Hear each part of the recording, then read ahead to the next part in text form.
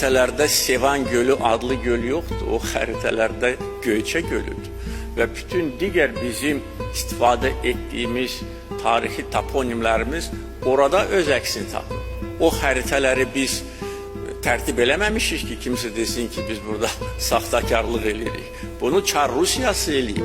Həmən o Çar Rusiyası ki, vaxtı ilə erməniləri İrandan və Şərqi Anadoludan gətirərək bizim Qarabağ torpağında yerləşdirib ki, burada etnik və dini tərkib dəyişsin.